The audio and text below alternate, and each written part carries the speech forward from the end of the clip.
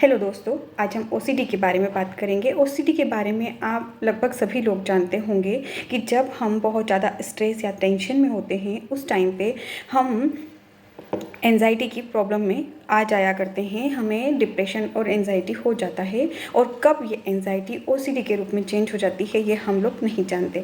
जी हाँ दोस्तों, हम इसे एक स्टोरी के रूप में आज समझेंगे। आज मैं आपको एक स्टोरी बता रही हूँ जिसमें एक महिला जिनकी शादी को 1 साल हो चुका था, वो बहुत अच्छे से अपनी लाइफ में इंजॉय कर रही थी और उनकी लाइफ बहुत अच्छे से चल रही थी। उनकी शादी 1 साल पहले हुई है, जिसमें उन्होंने उनकी जो शादी है उसके पहले जो उनकी फैमिली थी, उनके मम्मी पापा थे, उनको बहुत फ्रीडम दिया हुआ था। बड़ी ही इन्जॉयमेंट के साथ उनकी लाइफ चल रही थी, राइट। और उसमें उनकी कोई बंदिश भी नहीं थी कि मतलब लड़कियों से बात नहीं करना या लड़कों से बात नहीं करना, लड़कों के साथ नहीं घूमना, इस टाइप की उन्हें कोई भी बंदिश नहीं थी। बिल्कुल फ्री माइंड लोग थे, बड़ी ही बिंदास लाइफ उन्होंने जी। उसके बाद उनकी मैरिज हुई। मैरिज के बाद में सब कुछ बहुत अच्छा चल रहा था और उनके हस्बैंड को पसंद नहीं था कि वो उन दोनों के अलावा किसी और अदर जेंडर से वो बात करे, या फिर बोल सकते हैं कि किसी मेल फ्रेंड से वो बात करे। तो वो महिला उस चीज़ के लिए मान गई और अपनी लाइफ में बड़े अच्छे से अपने पति के साथ में अपना जीवन बिताने लगी। कुछ दिनों बाद हुआ ये कि वो और उनके हस्बैंड एक जगह घूमने गए, किसी होटल में वो घूमने गए तो उनके हस्बैंड ने कुछ पानी बतासे, समोसे और डोसा वगैरह ऑर्डर किया। जब उस महिला के सामने प्लेट आई तो अचानक से उस डोसे को देखकर उनके दिमाग में वो पुरानी चीज़ें, जब वो उनके फ्रेंड्स के साथ में घूमने, गप्पे लड़ाने घूमने जाते थे, तब उन्हें उस टाइम पे अचानक वो चीज़ याद आई कि वाओ, ये सारी चीज़ें उस टाइम पे हमने कितनी एंजॉय करके खाया था, कितना एंजॉय किया था, कितनी मस्ती की थी हम सब फ्रेंड्स ने। ऐसे उनके दिमाग में वो चीज़ें आई। अब उनके दिमाग में ये आया कि जब उन्होंने प्लेट से डोसा उठाया था और डोसा उठाकर जब वो खा रही थी तो उनसे एक अचानक इतना बड़ा बाइट उठ गया था कि पीछे से जो डोसे में मसाला होता है वो निकल के उनके लिप्स वगैरह पर लग गया। और उन्हीं के फ्रेंड्स में से एक फ्रेंड ने अपना हैंकी निकाल कर उसे साफ़ किया था।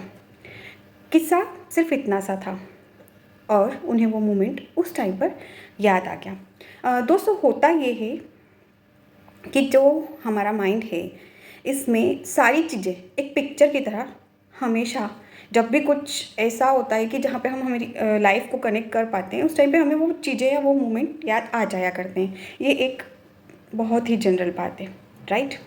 इस जनरल सी बात को उस लड़की ने सोचना चालू कर दिया। उन्हें सोचना चालू कर दिया कि उस टाइम पे उन्होंने मुझे कितने अच्छे से ट्रीट किया था। उन्होंने जल्दी से हैंकी निकाला, बजाय किसी और फ्रेंड के कुछ भी रिएक्ट करने के पहले उन्होंने जल्दी से मेरे होठों के पास से उस डोसे के मसाले को साफ़ कर दिया था। इस चीज़ को अचानक इतने सालों बाद उनके माइंड ने नोटिस किया। अब इस चीज़ पर वो विचार मन ही मन में करने लगी और मन ही मन में डरने भी लगी कि ये मैं क्या सोच रही हूँ और इतने सालों बाद सोच रही हूँ। मैं अपनी शादी में खुश हूँ, मैं अपने पति के साथ खुश हूँ, मैं अपनी लाइफ को एंजॉय कर रही हूँ, उसके बाद मेरे दिमाग में अचानक ये चीज़ें क्यों आई। उन्होंने इस बारे में सोचा। फिर उनको लगा कि हो सकता है ऐसे कुछ क्वेश्चन मतलब दिमाग में आया है मेरे, ऐसे होगा। वो इग्नोर करने लगी। घर गई, घर जाके जो डेली रूटीन का उनका काम है वो सब कुछ किया।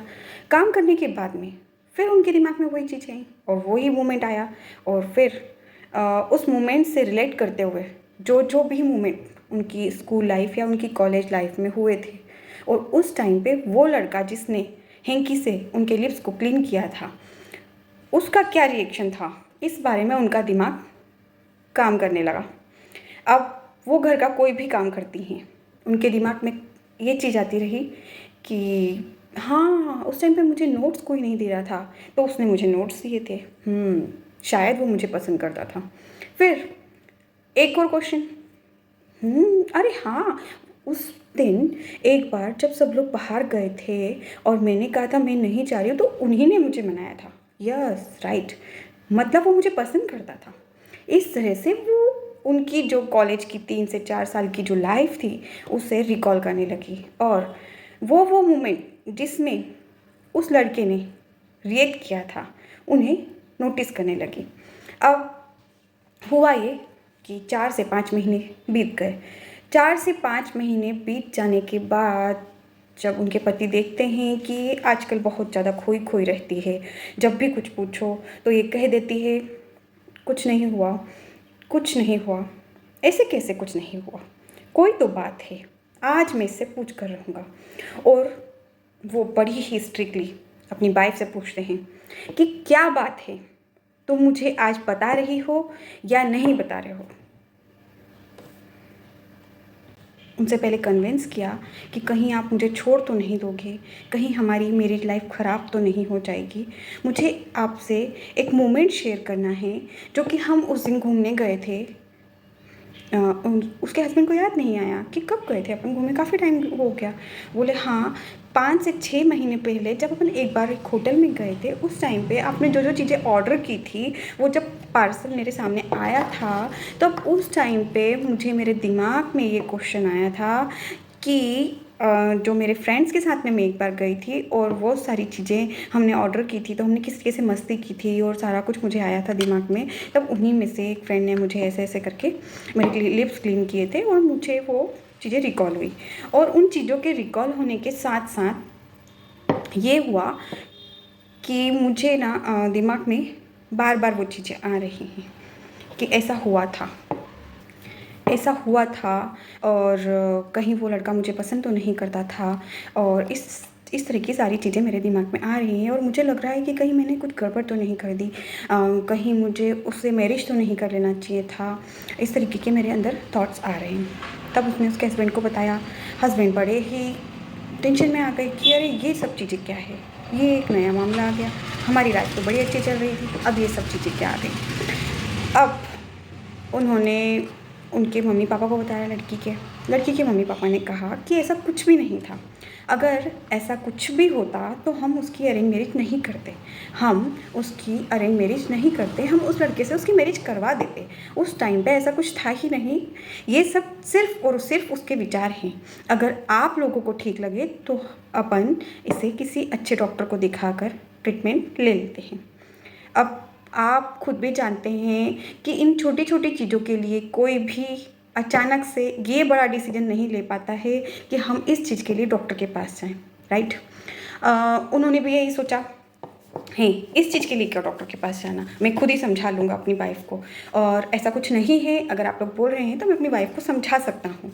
उस लड़के ने ये कहा, क्योंकि वो भी खुद पढ़े लिखा इंसान था, उसने बहुत समझाया कि देखो ये सब तुम्हारी सोच है और इससे कुछ नहीं होने का है।